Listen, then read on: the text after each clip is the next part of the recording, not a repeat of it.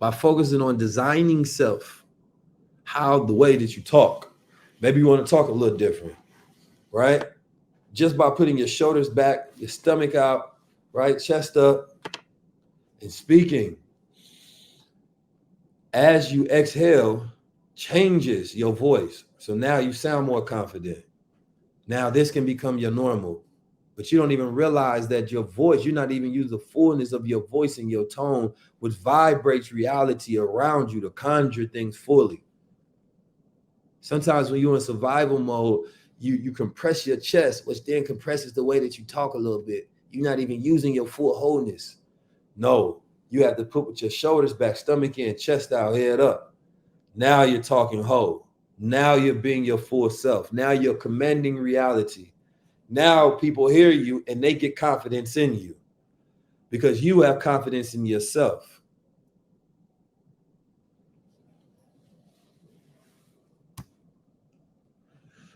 I think I'm not going to go over this. And this, you know, I might not be able to see it, but I will. So I am going to go over some of this. But I don't think you all need to look at this while I do it. Okay.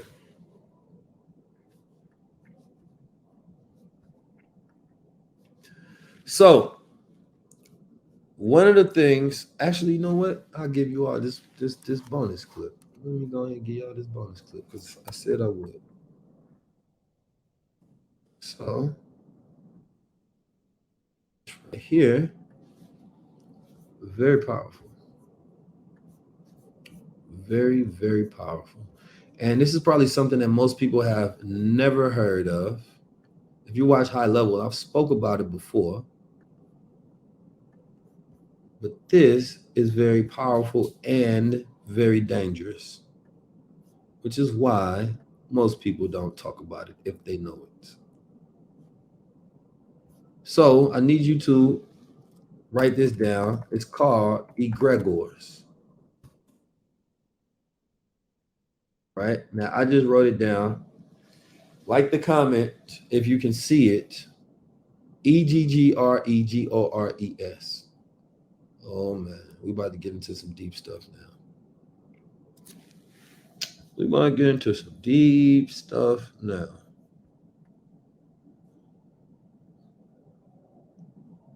I'm not showing anything. You don't need to see any egregor. That's not the way it works. You do not need to see anything. Just pay attention to this. Right? Egregor doesn't have a particular look to it. It's an occult study. Right? It can be good, be bad. A lot of times people use it for bad. Let me see. So think of how would you imagine? You don't need to imagine any egregor, but I will put up this image. I think this captures it pretty well.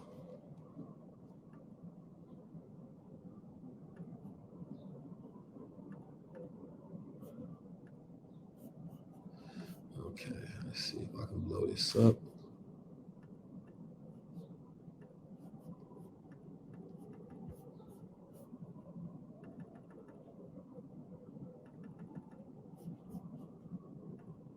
All right, so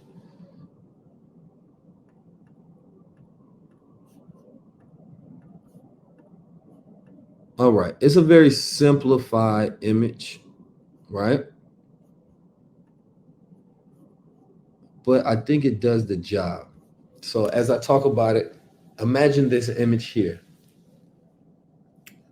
All right, so let me go here. Oops, all right.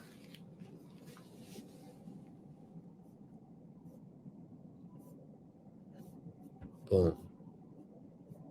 An egregor is a term used in esoteric and mystical practices to refer to a thought form or collective group consciousness that is created through the collective will and belief of a group of people. In some spiritual and esoteric traditions, an egregor is believed to be a psychic entity that can be evoked or invoked to serve a specific purpose or help shape reality. The word egregor comes from the Greek word egregorus, which means watchful or wakeful. It was later used in the context of esoteric and mystical practices to describe a group consciousness or thought form that is created through the collective will and belief of a group of people. The word has since been adopted and used in various spiritual and esoteric traditions such as Kabbalah, Hermeticism, and Western esoteric tradition.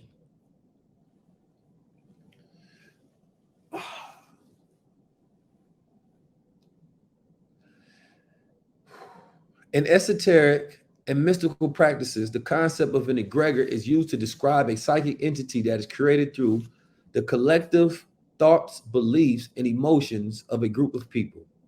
It is believed that this entity can be evoked for a specific purpose. For example, in some esoteric traditions, an egregor may be created by a group of people who come together to practice rituals or meditations with a shared intention or purpose.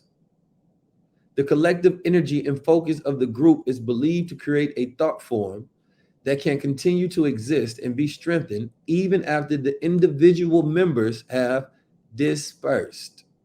In other cases, an egregor may be created through the collective beliefs and emotional energy of a cultural or religious group. For example, the beliefs and emotional energy of a religious group may contribute to the creation of an egregor that represents the collective beliefs and values of that group. It is important to know that the concept, hold on, let's get that.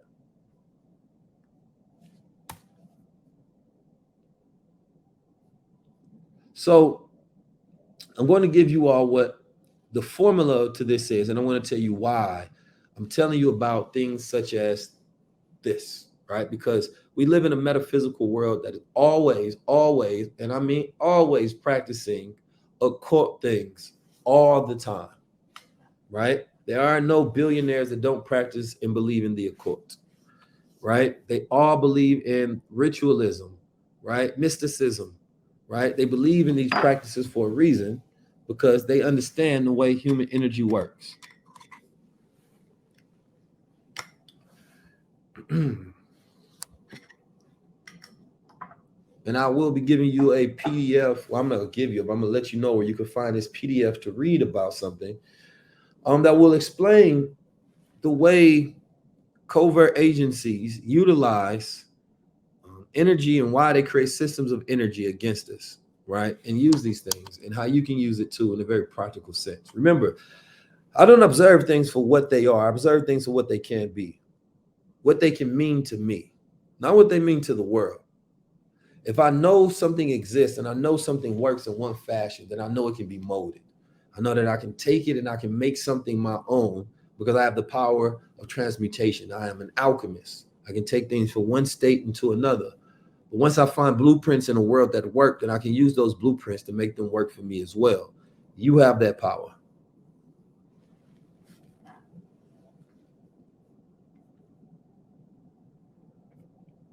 Okay. So as we talk about this, you have to understand this in an esoteric sense, right? Versus a scientific sense, even though science backed this up, but on a quantum level, on a metaphysical level.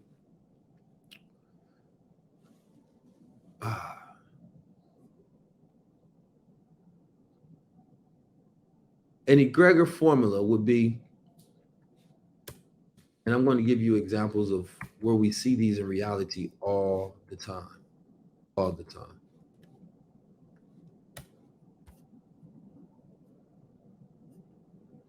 Okay. So it is the group mind plus the ritual plus the belief equals the egregor. That's the formula. The group mind plus the ritual plus the belief equals the egregor.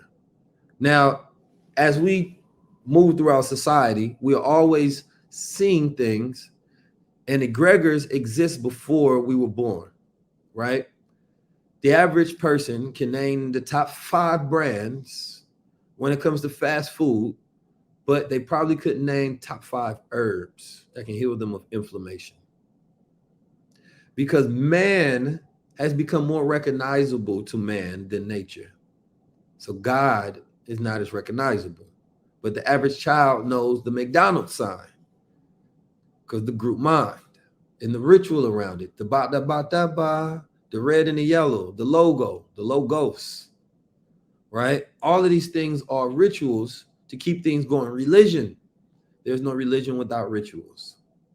The way you pray, what you talk about, what you wear, the times that you have to show up.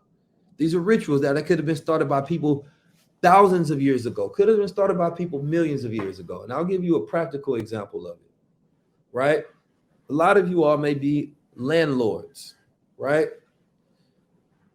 Landlord is a ritual, right? Which was started by a king, a Norman king who was conquering in a land that wasn't his own. And he said, instead of fighting for space, because we will have to continue to fight for this space, he changed the concept of spatial territory to time territorial, right? Lands used to be fought over dominion of conquering, that if you go to a land and you can physically take over it, then it's yours. That was the way that it worked. Now, the Pope eradicated that and he changed it to the doctrine of discovery, right? That if he could go to a place, if you discovered it, then it's yours. And if he discovered a place that didn't have the same God as them, believe in their same belief systems, then it was also discovering that place, even if somebody was there. Vis-a-vis, you get people like so-called Christopher Columbus, right? So they changed the rules to the game. Now, this Norman king, right, he decided to create what they call was the Book of Doomsday, right? Now, Doomsday doesn't sound the same as it sounds today. It just meant a judgment, right? A surveying, right? So he did one of the greatest surveys in history because he said that if we got to keep fighting for this power, I will end up losing it. It won't be in my family, right? So he said, how about we stop fighting for space and we start fighting for time? So he understood, and he had to be brilliant, or somebody taught him this brilliance. You understand me? That the way to go was no longer fighting from a physical sense. We had to fight from metaphysical. So he said, I need somebody to go over all my lands, and I need you to account for everything that's on my lands, from the dogs, from the pigs, the barns, the houses, everything. I need to know every square inch. So they took it and they wrote it down, right? Today, if you buy land, they still do surveys, right? They need to know exactly where your jurisdiction is, where it starts, where it ends. So everybody's property that was on the land was put under what they call the allodial title, which is the king's title. So now nobody owned anything but the king. He put it in his big book and everything was his. So what did he do to his men? He took their lands, but he gave it back to them, but in the form of them being landlords.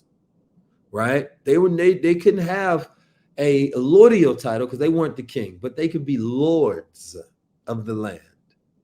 But it was under his jurisdiction now, and they had to pay taxes.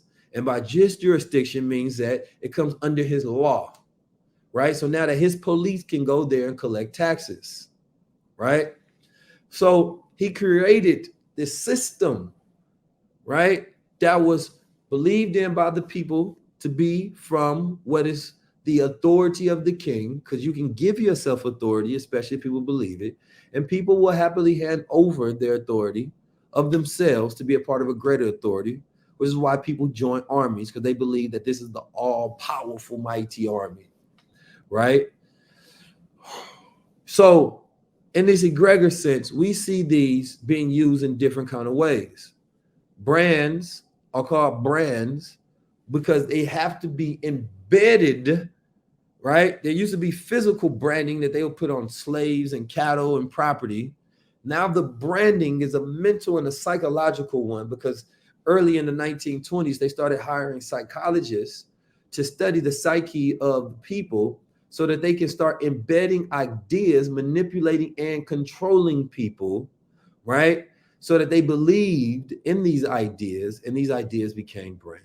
They started to have an emotional connection to them. They started to build a relationship to them. And once they did that, now they could establish a brand, right? They got women to smoke cigarettes, right? The Marlboro Man. They started creating these brands, McDonald's with the M's. They started understanding color psychology by talking to psychologists on how to hack the human mind, right? And they started creating these associations and building up these rituals in people's minds, right? It even goes down to the Corona and putting a lime in a Corona. It became a ritual that was passed down, right? Now, when we talk about these frequencies, these things become entities. They become beings that take on their own life. Even when we go file paperwork for a business, it is a business what entity. This entity actually has rights. It is a corporation. It has the ability to speak for itself in the form of its dollars and its money. And the amount of money that that corporation or that entity has is the amount of energy that it has to change and manipulate the world, right? Because corpus meaning body, which is corporation. So when you incorporate, right, you're putting energy into a body. You have to have a body, right? You have to have a group of people, right? Then you create your what? Your mission statement. So this is the beliefs, right? And then you create the entity and it exists. So as I was studying physics and metaphysics at this time, and I said, this thing is crazy. What? It blew my mind because it allowed me to put things into perspective. I said, well, if they can do it, then I can do it. I can create my own entity.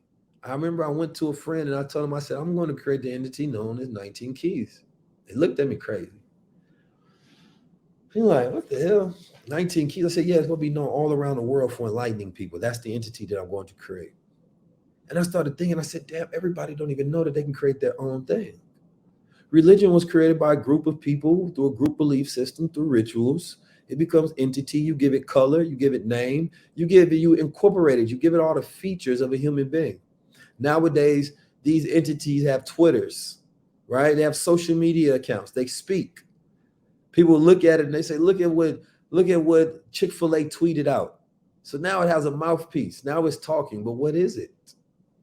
What is the color of it? What is the personality of it?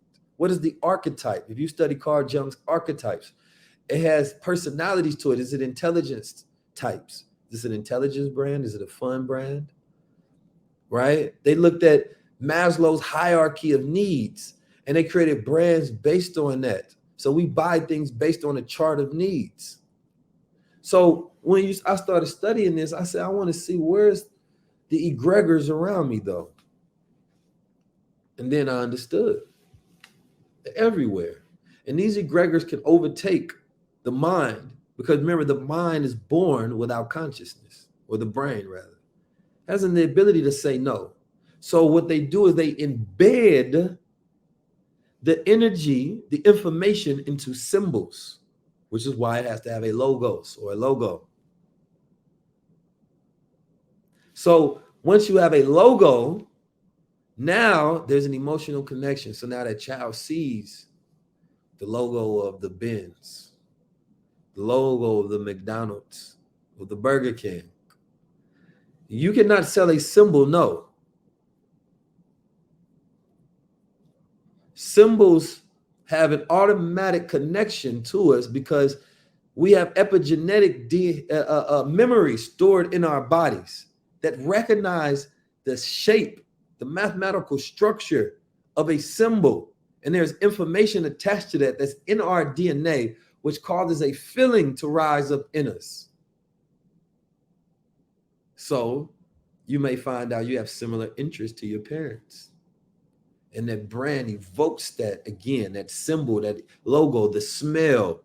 All of these are incorporated into the entity. So if you're building a business, you have to build it accordingly to the five senses. What does it smell like? What does it sound like? Then you have to add the attentional, the other ones. You have to add, what does it believe? What does it dream? What does it think of? What is the personality of it? So anyway, let's get back to the egregor.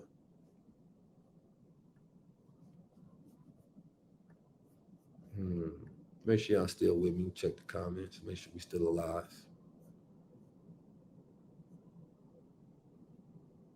This is the comment section. There's no chat section. It's just comments. All right. So this formula suggests that do a combination, a group of people who come together with shared intention or purpose, participate in rituals of meditation to focus their collective thoughts and emotions. They hold shared beliefs about a purpose or meaning of their practice. The resulting entity is seen as an embodiment of the collective beliefs and emotional energy of the group and is believed to be capable of influencing reality. Now, it is important that when you are creating an entity, that the rituals of the entity maintain, otherwise it can destroy the structure and the form of the entity. And this is why brands don't make too many big changes. If they do, they build the brand out in a way to where it can grow and be robust, right? Because they're in marketing psychology that, the way you create an impression about a brand is very important, because you wouldn't buy your water from Mitsubishi. Mitsubishi can make the greatest cars in the world, right? But you don't want your water from them. They don't correlate. But Apple built a brand where if Apple made water, you would drink it, because Apple has the best brand in the world. It's a great brand. It is a brand of awe. It inspires. It has authority. It is futuristic. It is intelligent, right? It is a desire. So let me take 1 minute to plug up this computer. Somebody said, I don't take breaks. I don't need breaks. I got order.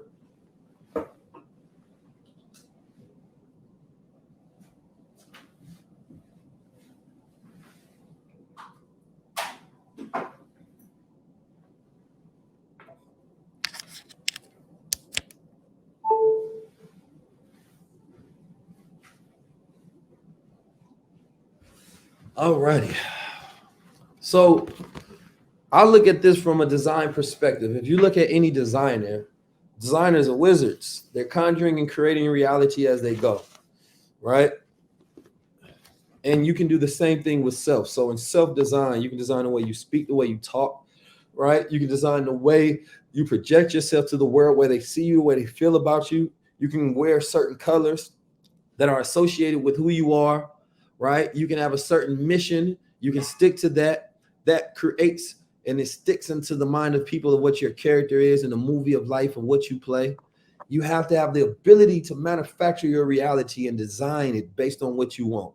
And design controls interaction. So the way you design something is the way people have to interact with it, right?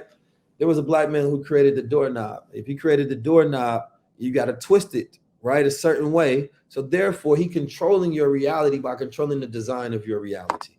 If you created a doorknob where you just push it up, then now you have to interact it in that way.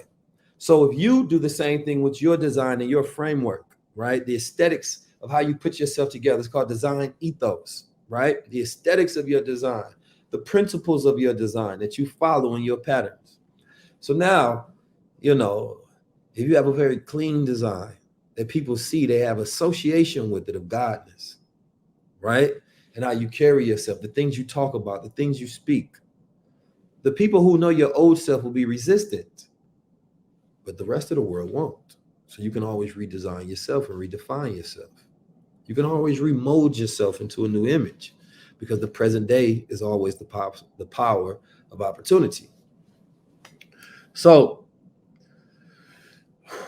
you should think about, number one, the egregores that control your life, the rituals that you are a part of, and then break from them. Now, it's not saying these things are evil, but until you fast from the rituals, fast from the world, fast from the egregores, you don't know what's you and what's the world. You don't know what you actually have control over from yourself, and what are the things that you are participating in others' egregores. So when we walk out in the world, we see symbols always pulling our attention, trying to attach us to these entities. I don't like that. I like to have control over myself, right? But when it comes to your family and your group and your status and your mind, yes, you can have a group mind. What is our shared beliefs, right? What do we believe? What is our shared purpose, right? What is our focused emotions? What is our ritual? What is the symbolism and the belief? So you can create that within self, because I created 19 keys. I had a logo of a 19 in the key. It was golden. Oh, I love you, my black and gold. I'm going to wear my crowns forever. I'm always going to speak power and high levelness. And I created the entity of 19 keys, and now I represent 19 keys. You never see me without my crown on. That's part of the ritual of 19 keys. So now Jabril, the creator of 19 keys, gets to live as a representation of one of my creations and one of my designs. And I embody that. That is a part of who I am. So I took a part of who I am and I magnified that, because I believe that 19 keys was one of the greatest parts of myself. And then I can use this entity as a representation of something bigger than myself to have omnipresence. Right now, somebody is watching one of my shows, learning while I'm teaching you all. Right now, somebody is being inspired, getting business notes and quotes and information, developing their mind. While I'm here with you, the entity is still working. Do you understand that? So by creating extensions of self, you're no longer local to your physical body.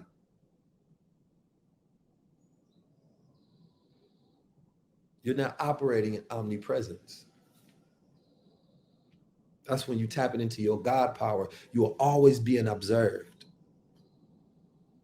I'm here. If I cut off this camera right now and you can't see me, I'm still being watched. I'm helping someone all the time, 24/7. When you create a business and it starts to operate automatically, people will buy Apple for the rest of their life because they took exoteric symbols. They put it together, created entities. You have to know we live in a metaphysical reality, so we have to learn how to control our abundance.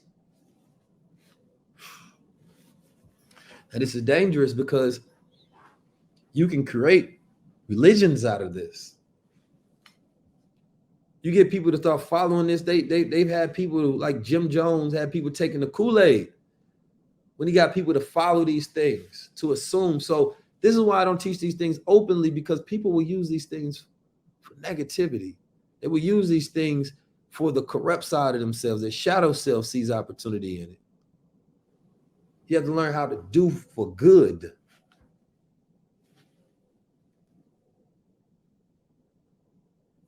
All right.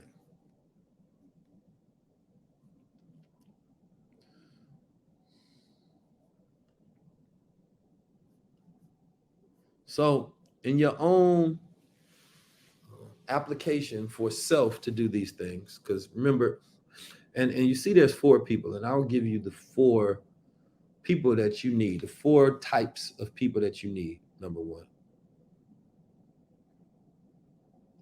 But before I do that, I'm going to go over these bulletin points of creating an egregor in modern times. Number 1, define your purpose. Clearly articulate your goals and intentions for the creation of your entity. Consider the values, beliefs, and emotions that you wish to embody and convey through your entity. Right? So you should define what your purpose is. Mine is to bring society to its highest level. Right? Through fostering meaningful conversations, events, ideas, and solutions. Right? Then build a community.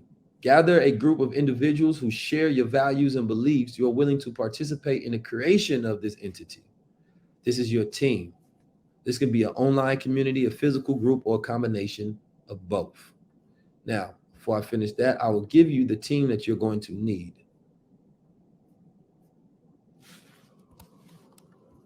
Okay, let's see.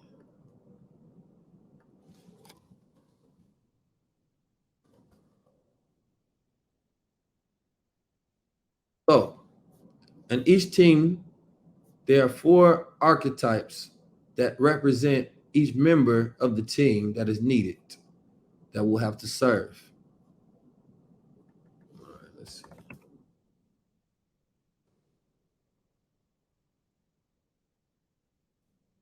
Okay, here we go. So These are the animal categories. Now I didn't create these categories, and they don't all the way correlate completely with the archetype. So you can change them on however you see it, right? So we have, well, actually, I will change it. We have the Panthers. Panthers. Well, first, let me ask this question.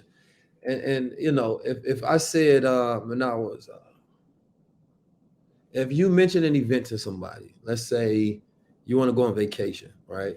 And I was listening to a CIA guy. He's giving a great breakdown about this. He said, you want to go on vacation. There are four different things that's going to respond in different people's heads, right? Some people, you know, when they hear the idea of vacation, one person, you know, go hear 30 different things. You know what I'm saying? They like, oh shit, what we got to do? That means I got to plan it. We got to buy tickets. We got to do this. We got to figure out this date. What's our schedule, right? Then another person, they gonna be like, you know what? I'm just ready to go. Where we going? You know what I'm saying? They YOLO to life. You know what I'm saying? They ready to just commit to it. Another person, you know, this person gonna say, well, maybe it depends on my family. I see if they want to go and who I'm going with, right? And then another person, they will have 30 different ideas on where we can possibly go. So each one of these represents the four temperaments of categories. One is an organizer, which is the Panthers. They are the ones that want to put things together so that it can actually work and flow. That's the way their mind works. The foxes, those are the ones who have all the ideas, right? Fly as a fox, creating ideas, thinking about things to do, right? Then you have the eagles, they ready to soar and take action, right? So you say you're ready to go and they're ready to fly off. They're ready to execute. Where are we going? Then you have, who animal should I give to this one? I think I'm gonna stick with the Bears. Yeah, I'll stick with the Bears. You have the Bears. The Bears, those are the ones who want to see the family and friends want to go because they're all about building relationships. Now, in every organization, you need organizers, idea creators slash generators or visionaries, people who take action, and people who generate or build relationships. You need a higher performance of these 14 blocks, right? This is how you make success. So I was always taught it takes 4 men to make an army. That's your army. Use that when you want to build. If you don't have friends that fit into these, get them out your group. Everybody has to have purpose around you.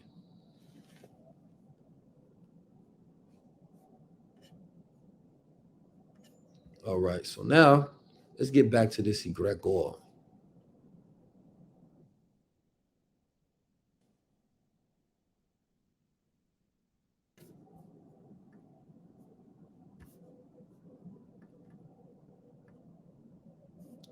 All right. So we talked about defining your purpose as number one, build a community number two, establish rituals, right? Um, Number one, let's go back over building a community, right? Building community is very important today, right? Nowadays, we have many different type of tools that people can utilize to build communities, such as AI, right? Automation tools. You know, one of the best places to put communities in is Discord, right? These are these rooms that people, you know, are able to concentrate their core community of people who actually support them, appreciate them, and love them. You know what I'm saying? And they put them in one place rather than having it disconnected through, let's say, Instagram, because Instagram doesn't give you access to your community, right? It gives you access to the algorithm that allows you to access a percentage of the people who tap into you, right? But you want the advantage of actually tapping into your community. And a lot of these things are doing physical, real life events and not just ones that's online, but you can build up a huge online today because of omnipresence. You can be in the houses of millions of people at the click of a button, right? But what you want to do with a community is you want to build a community and then service their needs, right? If we're talking business. So therefore, figure out what the community wants, ask them the questions, and then build around that. Now, if we're talking about an entity creating, you want to build a community who has the same shared values and beliefs so that they can participate in the creation of the entity that you're building, right? So, regardless of what you're doing, let's say you have a farming initiative. You know what I'm saying? You want people who have a green thumb. You want people who believe in, cleaning up the world. You want people who believe in organic, people who believe in being in nature, who share those values. So you create a Facebook, create a Discord, create an app somewhere to house that community, because that community needs a house, right? Now, once you have your community, it's like having your congregation. You have your church in which you can speak, right, your truth to. And then those people are in agreement, and collectively everybody utilizes their strengths, their talents, their energy, their consciousness to shape reality, right? So that we can bring forth the vision and the goal. Number 3, you establish your rituals. Establish rituals and practice that we use to interact with your entity. These rituals can be used as simple and daily affirmation, or as complex and weekly ceremony.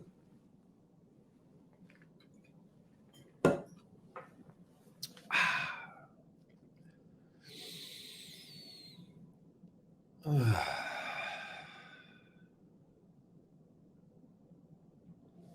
had to take my mental break for a second. All right. So establish your rituals. These rituals can be simple as daily affirmation or complex and weekly ceremony, right?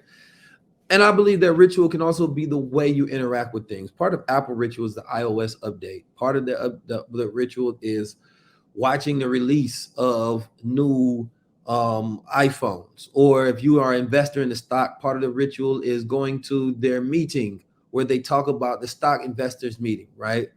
Part of the ritual could be, what you say when you enter a place, what you do. Like Christians have rituals, they do this, that, and the third, right? I have a ritual, we put the crowns on, right? It could be an affirmation as you walk into a place, you have to say a certain thing. You may have to give up your worldly name and adapt the spiritual name. There are so many different ways that you create, but this puts people into your world, right? Because people are already committed to so many different worlds. But what is in your world, right? What is in the world that you're building and the things that you're doing that you can be a part of? So it's not always about creating something, but I think y'all Superminds here. So Supermind wants to produce his own. But also Supermind gets in where they fit in, right? So your brand has to have rituals. It could be wearing red on Wednesdays. I don't know. But it has to be something that creates a cycle and a rhythm and a frequency so they're a part of it. Embody, full embodiment. So you have to embody the entity through your words, actions, and emotional states. Embody the values and beliefs of the entity. Encourage others in the community to do same. So there's something called direct manipulation and indirect manipulation.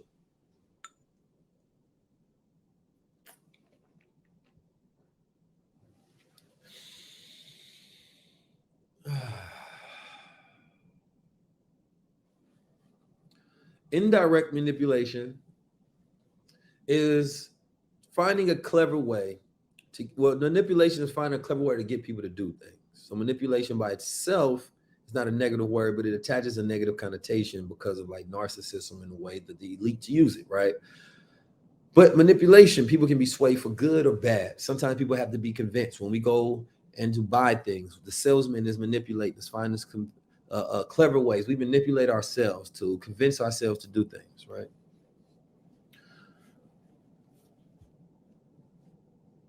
So indirect manipulation, if we're looking at it in leadership, you're trying to figure out an incentivized reason why people should do things, right? In stores, they run sales. Indirect manipulation to say, well, if you do this, then you will get this, because we operate off reward or punishment, right? But it doesn't mean that the person themselves is following it. It's just saying if you do this, this is the reward that you get or the punishment you get from not doing it. So it's trying to incentivize you to do something, but direct manipulation is doing it yourself. Saying that I am the leader, do it because I do it. Look, I did it. This the results I got. So it's more respectable because this type of leadership requires you to lead by example. And when you lead by example, people will follow a good example. So you have to embody it through your presence, your actions, your values, your emotions. You have to become it. So when people see it, it is represented in who you are, your whole being. You don't have to say it. People see it. You are the symbol. Amplify its presence. So we use social media, content creation, and other forms of communication to amplify the presence of the egregor or the entity. And it increases its exposures to others. This will help solidify its identity and attract more growth. All right, we are number 5. Let's take a quick few minutes break. I need to put something on my stomach because I have not ate today. So we about to get to it.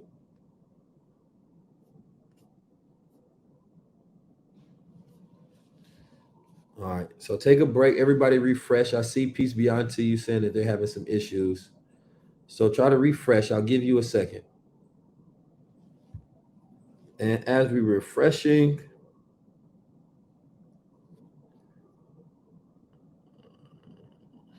I am going to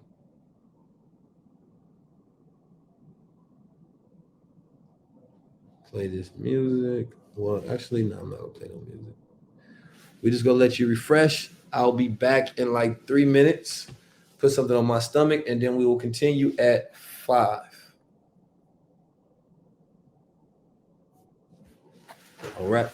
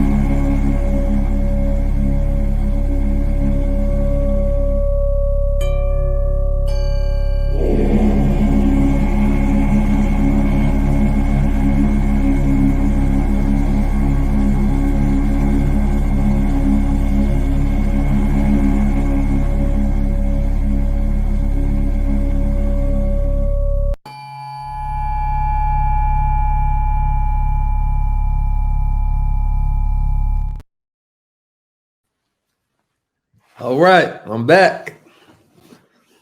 Ah, that's all I needed. Some breathing, man. I've been speaking for 3 hours and 30 minutes. Y'all been getting this work. I ain't gonna lie, I can go all day. I got so much information, so much. I'm gonna be honest with you. I can just keep going and going and going. And there's so many areas that I want to go in that I can just spend days. This is why I do high level conversations. This is the stuff I think about. I can spend days on these topics. Days, just nonstop. Whew.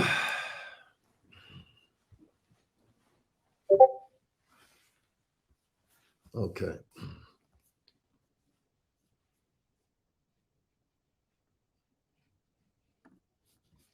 Yeah, I can get these slides. These ones, these ones, let me see. I can add this into the slide, I guess. This particular part. And I have a slide for it as well. I just have to find all my files. All right. So we left on amplifies presence. So use social media, content creation, right? Content is a transaction for attention or consciousness. Consciousness can be converted because consciousness is energy. And so energy takes in different forms. And so which form you want that energy to take in depends on you. But oftentimes people want that energy to turn into the form of monetary compensation, into a metric unit of a dollar, right? And now we have different forms to where energy can be turned into leverage. Energy can be turned into equity. It can be turned into stock. It can be turned into crypto. It can be turned into gold. These are just different storehouses of energy, right? But when we're talking about amplifying the presence, you should use everything. And a lot of people do not use all of the social medias, right? Because you may post something on something you have emotional connection to, which is your favorite, but you forget YouTube has presence. Facebook has presence, Instagram, TikTok, right? I'm guilty of that. So I told my team, we got to make sure that we're across all verticals. One person who is not guilty of that is Mr. Billy Carson. His omnipresence is off the chain. You understand me? So number also, but before I even go to that, like amplifying the presence also goes toward events, communities, actions, right? This is why people do brand campaigns. This is why they put stuff in commercials. So you want to amplify because the way that the mind works is the more it sees something, the more it likes it, right? When you want to make decisions in a particular category, the water that you've seen and the one that you have the best relationship is the one that you're going to choose. So if you told your algorithm, if you told you have an AI in the future and they say, yo, order me some water, they're not going to ask you which water. It's going to choose from the waters that it already knows that you like based on your preference and patterns, right? So building up a brand is very important because it's going to be hard to get into people's algorithms because they'll be personalized based on what they already have as their patterns, right? So you want to study these things and you want to build out a brand for yourself, even if it's your personal brand. It is very important because you know how we have LinkedIn's and social media accounts, everybody will be known by their brand, right? People are already known. You see women nowadays, they known by their filter face, not their real face. That's their brand face. Most people are known by their public persona and their image, not who they really are, right? So it's very important to understand the ability to be able to create that for yourself. All right. So faster growth and evolution. Continuously evolve and refine the rituals, beliefs, and values, right? To ensure that it remains relevant and resonates with the community. Encourage members of the community to contribute their ideas and perspectives to the growth and evolution of it. So, an example of a power, an egregore that's becoming irrelevant today, and that's losing, that's constantly fighting and bidding for would be the Catholic Church. Catholic Church is probably one of the biggest egregores in the world, right? They have their rituals of Ash Wednesdays. They have their priests with their collars, and those priests cannot have sex, so-calledly, but we know what happens. And they're losing because the world is constantly going into this progressive manner while theirs is more traditional, right? But now they're changing all of their rituals. They're refining it to try to fit in today's time so that it can have continuity and it can survive the progress of the world. Now, an example of, a religion that doesn't do that would be something like Islam. Islam does not progresses to fit the new spark of the world. It stays the same. It says, I don't care what the world is doing. We're going to continue to do this, right? And so you see two different things, right? But they have two completely different relationships to the world as well. So the Catholic Church is vying for power, while Islam is the fastest growing religion in the world. So this is why it's important to maintaining your rituals and not going too much outside it, because people lose respect for it, because now it can become anything versus no, this is what it is what it'll always be. Right. So when you create something, you have to maintain those rituals. One of the most dangerous things towards an organization is you can tell the organization's energy and power by the health and the spirit of the members of that organization. But if you bring in people who have too many ideas, you bring in people who are too progressive, they can destroy the foundation of that organization, completely destroying the entity that you built. So even if that person is smart, even if they're creative, even if they have a lot of potential, that doesn't matter.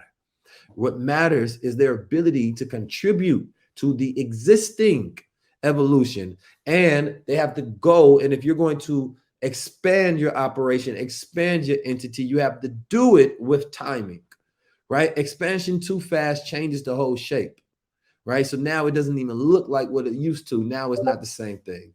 And now people that were emotionally connected with those same vision, values, and and attachment to it, they no longer are. And now it doesn't have a vehicle to continue to stand on, right? An entity is a metaphysical presence. So therefore, it has to be made metaphysically through the values and the rituals and the emotional attachment and connection and the group mind that's in it. So when we talk about taking things over time, institutional power, right? An institution is family. Institution is a constitution, right? This is when we go back to the landlords, and he talked about, or we go back to the king creating the landlords in the book of Doomsday, the allodial title. What did he do, right? There's something called a simple fee title where you can get basically the rights of a king's title, right? But what they did was, when they talk in time territorial, he said, this is my age, this is my 10 years, this is my 100 years, this is my 1,000 years. So he created entities that people would ritualize themselves in, right? So everybody is a part of the Constitution. So now being citizens of the Constitution, it comes from, that's the power, right? And the Constitution was written based on the Bible, the religious order. It was consecrated. And then people give devotion to the system. Devote, we vote, right? To vote is comes from the word votum, which means to vow or make a wish. What do? We are participating in the ritual of America. America is a corporation. It is literally a business that has been incorporated. So once you understand that, we have a public side to where these is our names, our social securities, our bonds, our birth certificates, right? Then we have private side. That's when we setting up our trust and things of that nature, right? Well, we own nothing, but we control everything. Public side, these are the emotions, the expressions you show to the world. Private side, I actually control myself. These emotions don't control me. This is what I show the world. You can't get me angry and trigger me. I take ownership over all that I am. I control me. So now you don't own these emotions, you control them. You're the operator of it all. Same thing with a trust. The trust has a trustee. He's the operator of the trust. I'm not attached to it. I don't own these things. They're inside this trust, this physical embodiment. So when we meditate, what do? We create an energy box or a sphere. I like a sphere sometime, or a pyramid, to where we house our emotions in there. So I meditate and I house my emotions. It's not in me. Here's my emotions. Sometimes I meditate and I can see they jump and they want to break out the box, and I house them there. And then I say, okay, I'm going to convert that energy, all that emotional energy, into a passion. So now once I release it back, I'm using it when I open my eyes to conquer more of my reality. But when you meditate, it's very powerful. And this is a tactic that I learned through the HemiSync, because they have what they call an energy converter box. But I learned that I didn't like the box. The box could not contain all my energy. So I had to turn it into a pyramid. And then I could see the energy flowing because it was able to rise to the top. It was a better shape, right?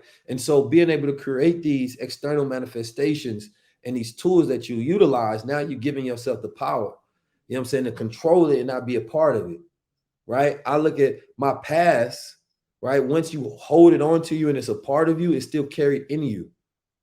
So no, I release it. I control that right here, right? And now I get to see it. And then I get to change things and manipulate it. All right. I see reality. That's why I say, be in the world, but not of the world. When you're of the world, you can't control it. Right? When you're not of the world, you can sit back and control things. You are the operator, you are the generator. Right? You're the general versus the soldier.